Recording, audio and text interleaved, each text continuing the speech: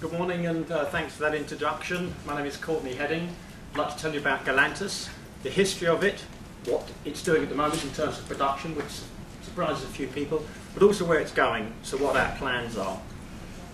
When I say that we're with a gold producer in Ireland, people expect me to take on an American voice and say there's gold in them there hills. They usually think I've been kissing the Blarney Stone. Well, we've been kissing it for 4 years as an active producer. So since 2007 we have production, and we have positive cash flows from 2008.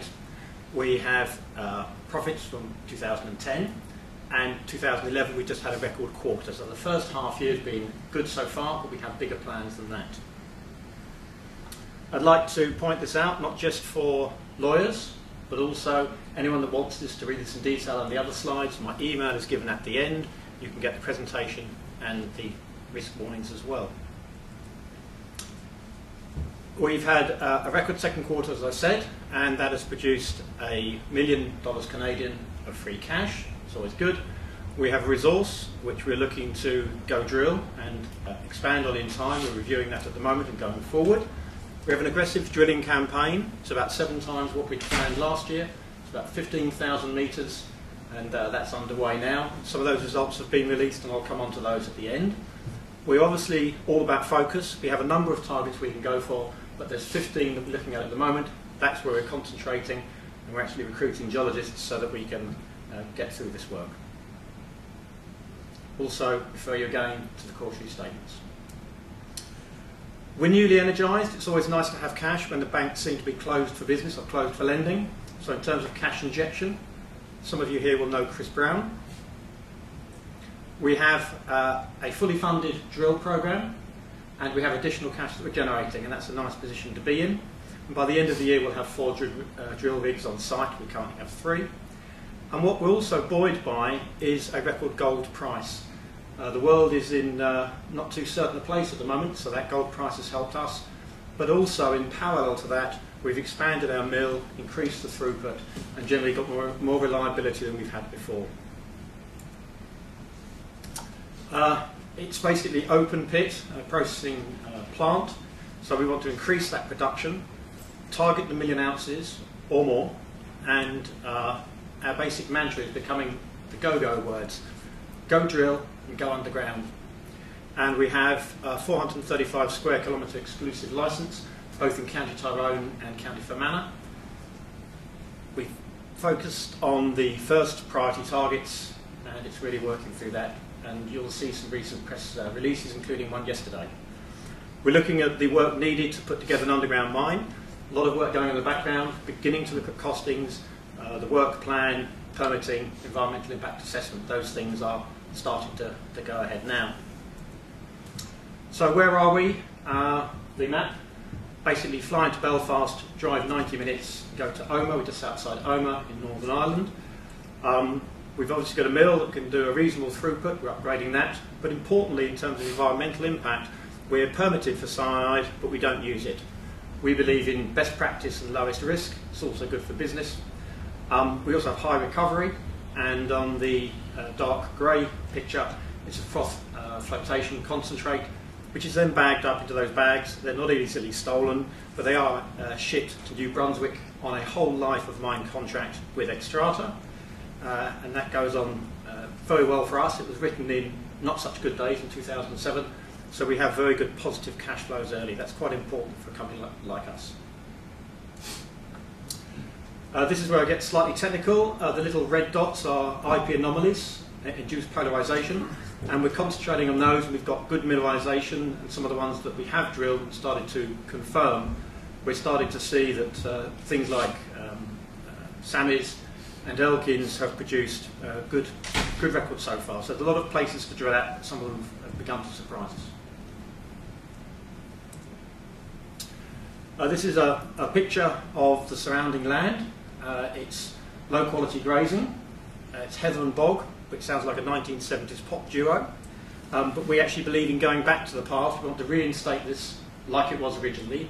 So we have full environmental reinstatement. We will follow that, and we think we should leave it not just as good custodians and good for the community, it's also good for business. Quite a few gaps here we want to go drill, as I said earlier. want to fill in some of these. We have our targets that we're going to concentrate on, and we had this from a report in 2008. In time we'll review that. But we also had ACA Howe reports in 2003, 2005. So a bit of a history, but we now want to accelerate that process. We've had good access with and support, not only locally but regionally. In terms of Northern Ireland, they realised this is about jobs. There was a TELUS overflight project, and that began to identify areas that were also coincident with drilling that had gone on by Rio Tinto some years ago. And the licence area is quite large. It's not just on our 180-acre freehold site where the underground mine would go. It's also other prospective areas. And having kept good relations with people, we believe we can drill in other areas coincident as well. This is what we're targeting. And you can see we have to give a range of grades and a range of tonnages, but this is a good place to start. So quite a number of veins, and this is where the drilling will take place.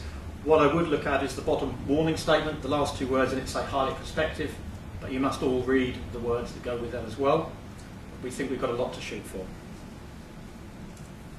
Improving financials, you'll see the annual figures at the top, so steadily increasing from 4.4 million to 6.8 million revenue in 2010. But you'll notice at the bottom we had a good first half. That first half included our record second quarter, and that record second quarter also contained a record month, week and day. So we're getting a few things together on the mill, and still upgrading some more work. There's a new jaw crusher going in as well. This is the team that's going to deliver it. It's all about the people, I believe, in any business. If we start with our President and CEO, Roland Phelps, he's been involved in British Columbia, bringing mines to market and production. He's done civil engineering and tunnelling, but he's also done that in places like England, Wales, and obviously most recently in Ireland. He's also a substantial shareholder and investor over many years in the company. The non-executive director, Jack Gunter, he was formerly the head of Rio Tinto Finance and Exploration. It was him that brought this property into our company and got it listed in Canada, and obviously we're also listed on the AIM market. But Jack has been around the block. He steered us like a captain of a ship. He steered us away from the rocks through a public inquiry and made sure he stayed keeping a good crew on board. We have a very own crew called Richard Crew. He is the general manager of our team. He's a dirt under the fingernails type of guy. He's worked in some hot places of the world, the dust of Angola and the heat of Brazil. I think he wants the quieter, better temperate weathers of Ireland. But he's now focused more on the strategic. How can he build this team of 50 people? How can he expand it going forward? So he can do the day job, but he's looking now, where do we take this mine? In terms of my role, I've been invested in this company 9 years. I had an emotional, romantic love of getting gold produced in Ireland, but I need to help get the story out better and turn this from romance into reality. I bought my shares, by the way, for full dollar. Forward-looking program I may have mentioned, it's all about go drill. Increase the mine production. Again, as we increase the resource, we've got to put more money into the mine. We have 235 million shares in issue. And those who are interested, because it's quoted on the Toronto and AIM markets, it's able to be put into an ISO, I understand. Recent changes, so in summary, I think I've said enough about drilling, but I'd like to refer to those two dates. Just last week, 14th of September, the company confirmed that it was looking at all options for its historic, high margin but small jewellery business, and saying the focus now needs to be on drilling and the next phase. But I'd also refer to the 15th of September press release. I think anyone would agree they're good grades. But importantly, I think, even though I'm a non-geologist, they weren't at great depth. They were between 8 and 27 metres. We're going to be drilling down to 380 or so metres, and the underground mine may go down to 350. So those grades were very relatively shallow depth. In summary, anyone who wants to get details, email me or call me. And some of you have asked here about trips to the mine. We have some dates scheduled for those, and I hope that those who come to the mine can look us in the eye and say, no, you haven't been kissing the Blarney Stone. Thank you very much.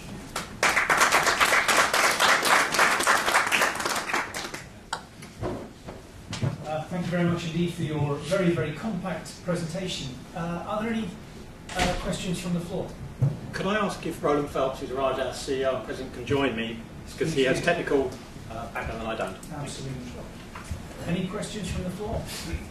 Okay, I have a very, very quick question. How long is the suggested life of your open pit, and do you feel as though there's any kind of urgency to go underground where mining costs will be very, very significantly higher? There is an urgency in terms of going underground. The open pit has lasted longer than we originally anticipated. It probably has in the order of a year or so left to go. Thank you. This is the Courtenay open pit that I'm talking about. The Care open pit is also permanently there, and whilst that's a skinnier ore body, the grade is very sweet, and that will help extend the existing life. There's also a stock of low-grade material, and now that we've expanded the mill capacity, we'll be able to mill that. It was previously underneath our cut-off grade, which was 3 grams, but now our cut-off grade is lower. We can fall back on that material. So we do have a buffer between that and planning for underground, but it's not a buffer that's inexhaustible. Yes, please. I saw another announcement yesterday. I think it was channel sampling. Yes. I know that this is maybe like grab samples or whatever, but the numbers looked breathtaking almost. Is that what you had expected, or is there something I should read into this? Well, we've done some drilling on that particular vein, as you know.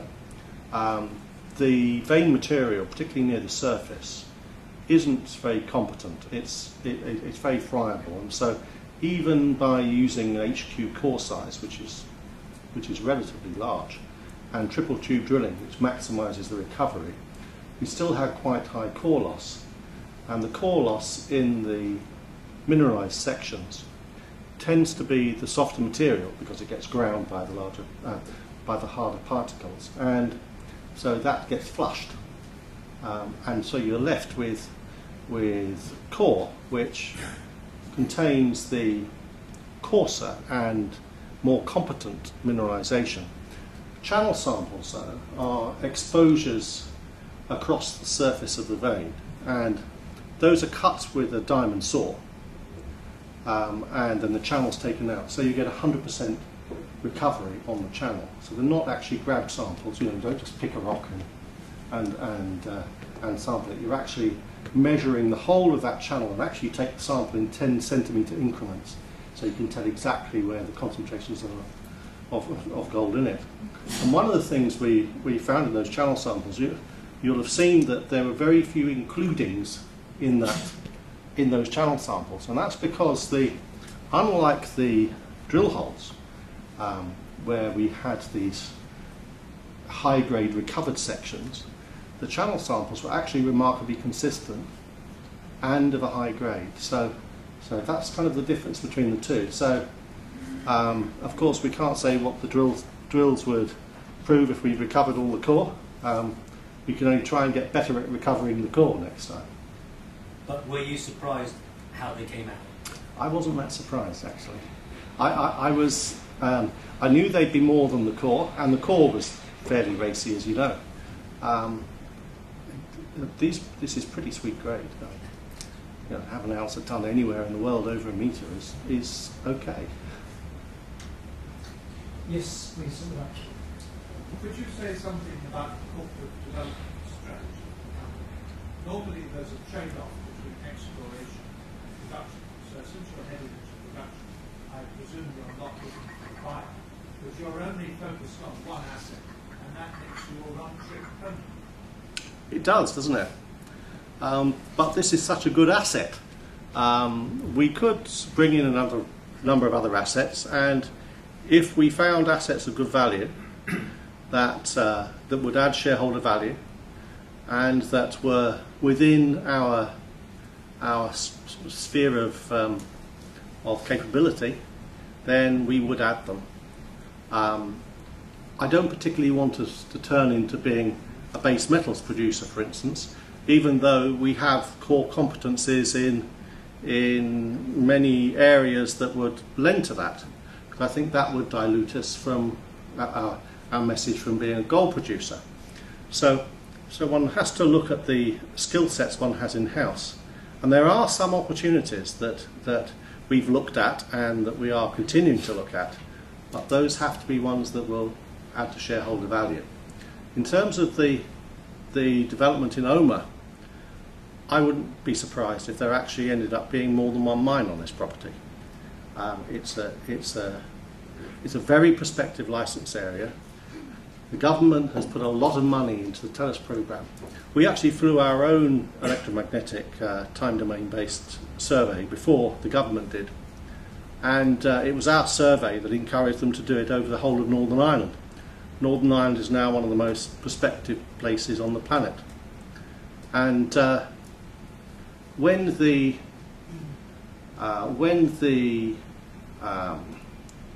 results of the government programme were being analysed, we were in a position to do a data swap with the parties that were doing that, and we actually increased our licence area as a result of that ahead of the publication of that programme. So we were able to take our licence area up from 189 square kilometres to over 600. We've since reduced it, kicking out some of the areas that we felt weren't prospective, and we now have 435 square kilometres. So it's quite a good licence. Forgive me, as somebody who's born and brought up in Northern Ireland, had a friend in Oma, I'm almost prejudiced to hear you say that there are plenty of exploration areas worth pursuing in Northern Ireland. Yes, I know. A lot of people would. Yeah. That, in my time of doing that, the only thing I expected to find on the ground in Ireland was sculpted Guinness. I've had much the same comment from one of the farmers who was born in a cottage on our property, and that we now own. And you know, he tells the story of how he used to go out of his back from this little cottage and pee on a bank, and first thing in the morning, and little knowing that just 2.5 metres below that was a gold vein sitting on 200,000 ounces on that particular section. It is incredulous, but there are gold anomalies actually over a lot of Northern Ireland, including Hollywood. In Belfast, there's quite a large gold anomaly under that suburban area. Any other questions? One very particular question. Following your agreement for the takeoff during the period of the mine's life, to what extent are you actually exposed to upside on the gold price? Are you exposed to the full benefit of that? Sure. We receive under the contract 95% of the metal's value, that is gold, silver and lead, based on the average London Metal Bullion price for that particular month, 3 months after the month of arrival at Belgium. And then taking away from that, fixed smelting charges. So the higher the grade of concentrate we ship, the more we get paid, and the more the metal's value is, the more we get paid. But most importantly is a very unusual aspect of the agreement, in that we receive a payment almost up front. It's 15 days after arrival in Belfast. We receive 80% of the estimated contract value based upon the metal's price the month before. So it's a sort of down payment. It's a very unusual contract term. It was negotiated at the time that, unbeknownst to us, Falconbridge was negotiating with Xstrata, and they had a smelter that was empty for 3 or 4 months of the year, and so the smelter was valued on the contract it had. So we pushed pretty hard, and we didn't get pushback, so we keep on pushing there. And we ended up with an excellent contract that actually far exceeded the terms that we were offered by any European smelter. It also gave us a fixed price for shipping for the life of the mine, which, considering what's happened to the oil price, I think is Useful. Okay. Yes, please. The capacity of the mill, what is it and can it be expanded? We've routinely run it at 15 tonnes an hour. Right. We believe we can get it further than that. We think we'll push it to north of 20. This is really the last stage of expansion before an underground mine. In putting in an underground mine, we will put in a larger mill. It helps with the economics of scale.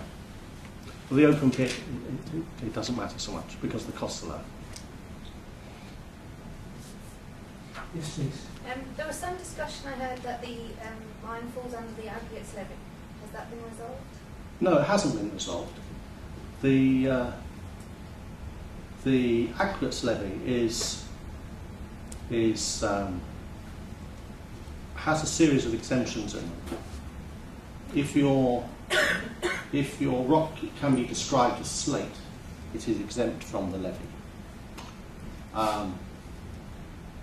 We say that our rock is on the slaty side, and HMRC says it's on the side of schist. So it's a geotechnical argument between the two, but it's a little academic for Galantas because Galantas has a contract with a third party who actually removed the rock to build the road that it was used for, that says that in the event that aggregates levy is due, that third party pays the bill.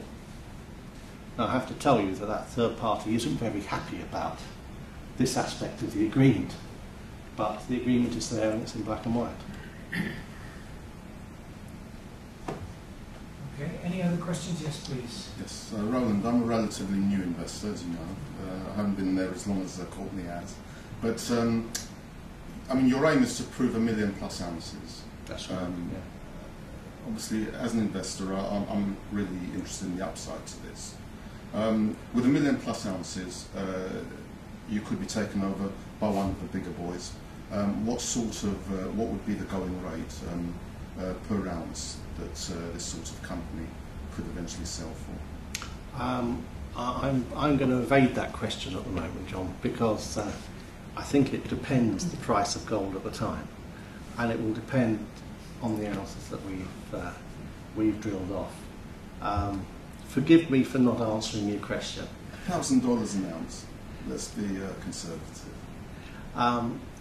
To pay in the ground for a mine with consents in a very stable licensing regime, they don't come a lot more stable than a Crown mineral license. It's certainly on a par with those in Canada and Australia. To pay in excess of $100 for a good sweet resource would not be unheard of. That's $100 an ounce in the ground. Any other questions from the floor? In which case I'd like to thank both of our presenters from Galantas. Thank you very much indeed.